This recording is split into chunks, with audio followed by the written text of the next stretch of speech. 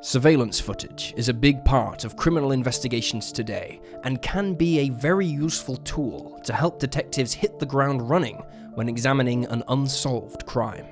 But it's not always able to point in the direction of a suspect, and sometimes it provides even more questions than answers. Join us for today's episode as we examine 3 unsettling videos linked to missing person cases.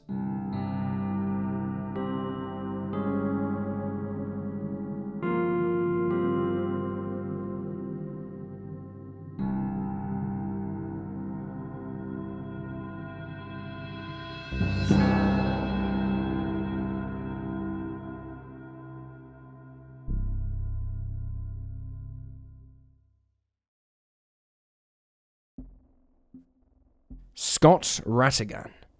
At around 5:30 p.m. on January 17, 2020, police were called to the AVA Ballston Square building at 850 North Randolph Street in Arlington, Virginia, after receiving reports of a man found unresponsive in an apartment. The 911 caller mentioned there was a strong smell of bleach in the apartment, and investigators would later determine that evidence recovered at the scene indicates the suspects attempted to clean the crime scene prior to leaving the residence. By the time the police arrived, the man was declared dead. The victim was 24-year-old Scott Ratigan. Scott had attended Radford University and recently started working in a corporate sales position. He also had a long-term girlfriend. His father, John, later told the media, "Somebody tragically killed him. We don't know who. We don't know why."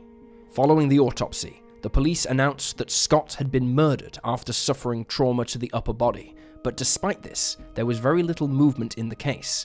The individual who discovered Scott's body in his bedroom was a relative who hadn't heard from him in a few days, which was not his typical behavior. Later reports note that 4 people were present at the time that the police arrived, but it's unclear who they were. A year after Scott's murder, the police announced that they were pursuing a person of interest, but they needed help identifying the potential suspect. Along with this announcement came CCTV footage showing a man wearing a black hooded jacket and something resembling a scarf or bandana across his face, walking down Ballston sidewalks. The Arlington County Police Department stated, "The individual is described as a white male, approximately 5'6" to 5'8" tall, weighing 150 to 175 pounds, dressed in all black, carrying a black backpack, and walking with his feet turned inward, often referred to as a pigeon-toed gait. Detectives would like to identify and speak with this individual." However, 4 years later, this person of interest has still not been identified.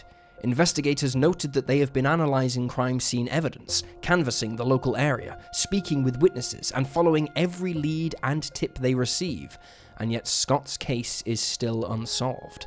Scott's family initially offered a reward of $25,000 for anyone who could help apprehend his killer, and this reward has been bumped to $50,000 in the years since. In January 2025, investigators made a renewed appeal for information, asking anyone with information to come forward, no matter how small it may seem. Scott's case is still unsolved, and the person of interest has never been identified.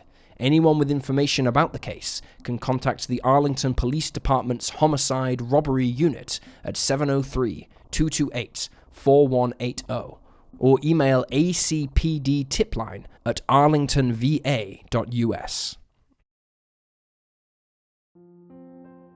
Brian Shaffer. Brian Shaffer was born in February of 1979 in Pickerington, a suburb on the outskirts of Columbus, Ohio. He was the oldest of 2 boys born to Randy and Renee Shaffer, and was, by all accounts, an ambitious young man. After finishing high school, he studied at Ohio State University, and 6 years later obtained a degree in microbiology. At the time of his disappearance, he was attending the university's medical school, where he met Alexis Wagner, who became his long-term girlfriend. The pair had plans to visit Miami for spring break together, with friends and family believing it likely that Brian would propose while they holidayed. On Friday, March 31st, 2006, 27-year-old Brian finished classes for spring break and went out for a meal with his father to celebrate. Randy would later state that nothing seemed particularly amiss, but that his son seemed tired, likely from staying up to cram for some of his exams. That night, Brian had plans to meet with his friend, William Clint Florence, and the pair met at 9 p.m. at the Ugly Tuna Saloona, a bar in the South Campus Gateway complex on High Street in Columbus. An hour later, he called his girlfriend, who was visiting family at the time. In the subsequent hours, Brian and Clint went bar hopping through the Arena District. Clint later told investigators that the pair did one shot of hard liquor at each place they visited. Shortly after midnight, they ran into Meredith Reed, a friend of Clint's, who gave them a lift back to the Ugly Tuna Saloona, and the trio had another drink together. Brian was last seen just before 2 a.m. speaking to two women outside the bar, where he was captured on CCTV. But after this, he seems to vanish, disappearing off camera as he headed back inside the bar. Clint and Meredith reported looking for Brian and calling his phone, only to receive no answer. At 2 a.m. the bar closed and the pair waited outside for him, but he never showed, and they assumed he had already left for the night. Both Randy and Alexis attempted to reach Brian that weekend, but he never responded. On Monday morning, after he missed the flight to Miami that he and Alexis had booked, the 27-year-old was reported missing to the police. The Ugly Tuna Saloona was the first place the authorities investigated after Brian was reported missing, since it was the last place he was seen. Surveillance footage captured Brian with Meredith and Clint heading up the escalator to the bar's entrance at 1:15 a.m., and further footage showed him talking to the two women just before the bar closed. This was the last time that Brian was seen, and is the last known footage of him. There were lots of theories as to how Brian could have left the bar without being seen. Investigators speculated that he changed his clothes and put on a hat to avoid detection, and suspected that he may have exited the building via a service door that was not typically used by customers. At the time, this door would have led to a portion of the building which was under construction.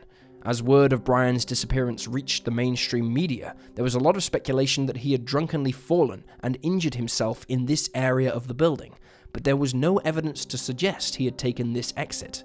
He was not seen on the CCTV cameras here either. Footage from the surveillance cameras at neighboring bars showed no sign of the missing 27-year-old. Rubbish bins were searched, cadaver dogs were brought in, and the area around the bar was canvassed, but little information came from the investigation into Brian's disappearance. Even the sewer system was searched, but nothing was found.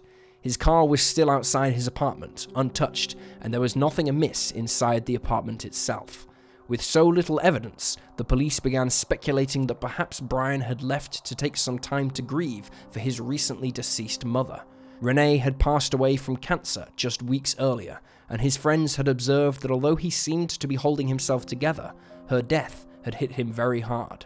Polygraph tests were issued to those who'd seen Brian that evening, including Randy, Meredith, and Clint, but Clint refused to take one. Meredith and Randy passed.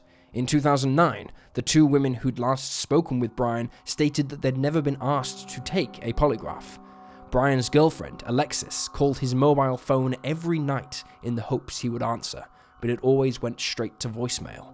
One night in September, however, months after the disappearance, it rang 3 times. She later recalled, "I kept calling to hear it, purely because it was one of the best sounds I have ever heard, even if no one picked up." The phone's service provider stated that this may simply have been a glitch, but investigators noted a ping from the phone near a cell tower in the city of Hillard, about 14 miles from Columbus. Despite the numerous leads and tips that followed, the authorities were unable to find Brian. The lead singer of Pearl Jam, Eddie Vedder, appealed for information during the band's gig in Ohio later that year. Pearl Jam was one of Brian's favorite bands, and he had a tattoo on his arm of the cover art for their single, Alive.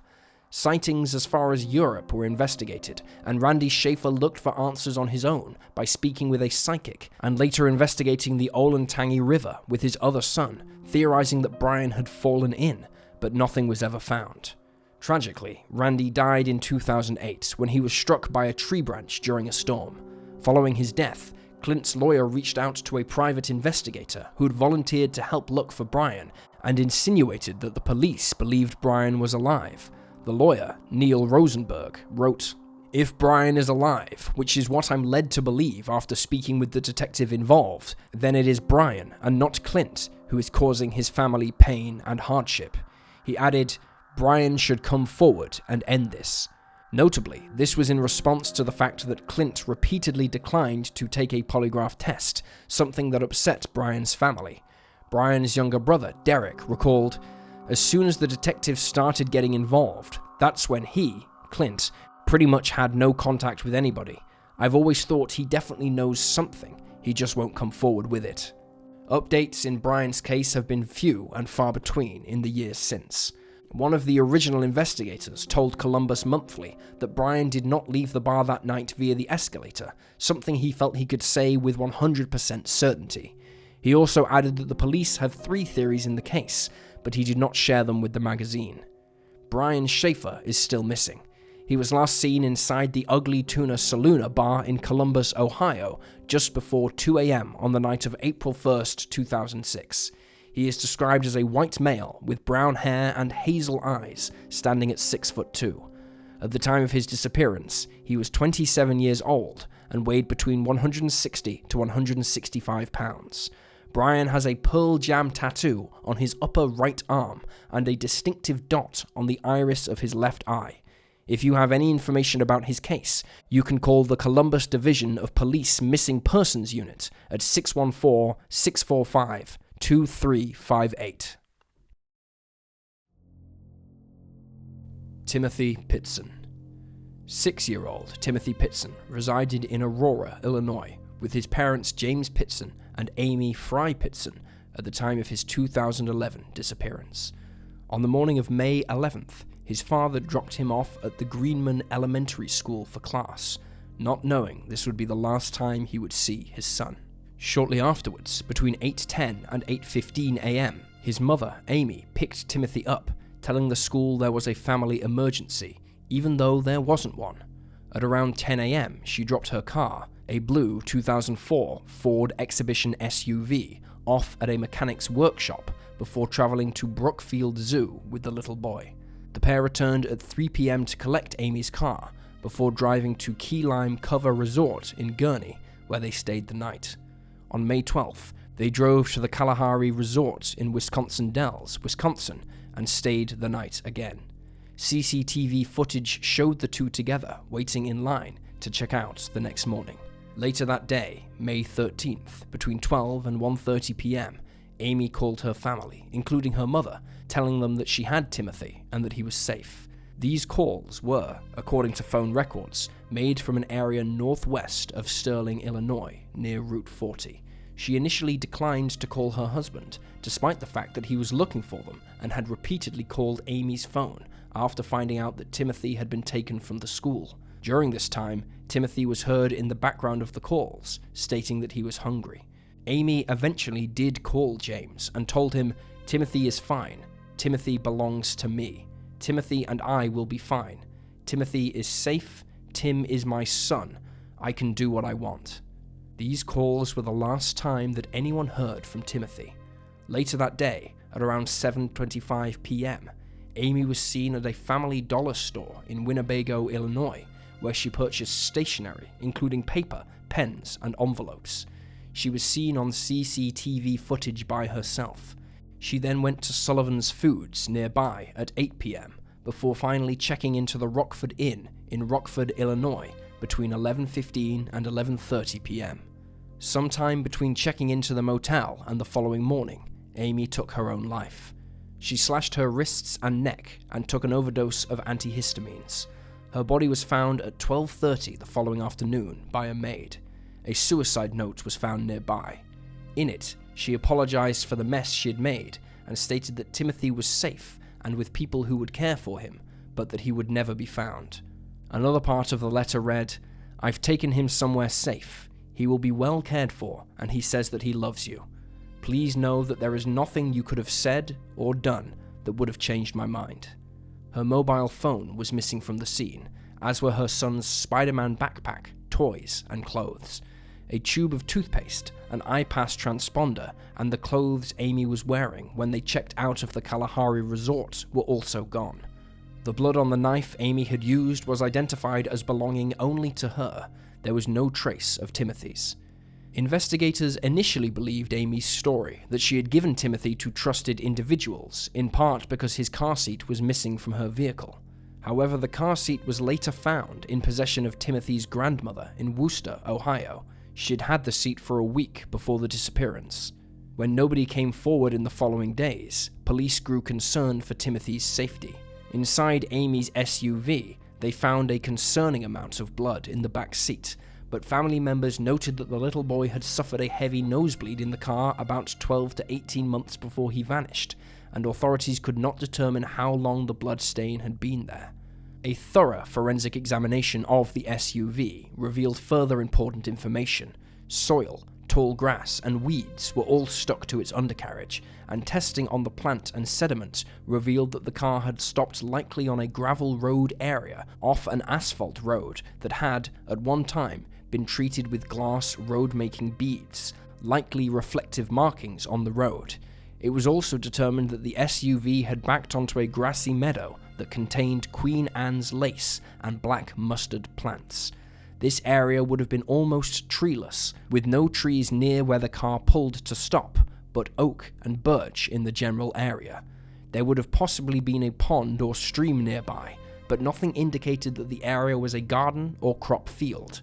There are several possibilities as to where this location could be, with investigators believing likely it was in Lee County or Whiteside County in northwestern Illinois, although they haven't ruled out other locations such as Winnebago County or Stevenson County. Authorities believe that Amy planned the disappearance for at least several months. Earlier in the year, in February and March, she took 2 trips to the area her son would disappear from. She also opened an email account using her maiden name in 2007, 4 years earlier, which she never told her husband about. However, the account did not contain any pertinent information. To the family, her suicide and Timothy's disappearance were a great shock. Her husband, James, as well as her mother, believed she was a good and loving parent who would never harm her son. They noted that on a few occasions, she'd left him home for a few hours when she was upset, but she'd never taken him with her, and she'd never tried to harm him. In the aftermath of Timothy's disappearance, however, it came to light that James and Amy's relationship had been rocky. The couple had almost split in 2008, when James discovered that Amy was planning to meet up with one of her ex-husbands when he was out of town. James then told Amy that if she didn't cut off these relationships, he'd file for divorce and seek full custody of their son. Though Amy remained in the marriage, the union was turbulent.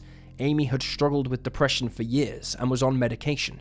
She had tried to take her own life twice before, once before she met James and once just after they began a relationship. James noted that the pair had a big fight on the morning of Timothy's disappearance.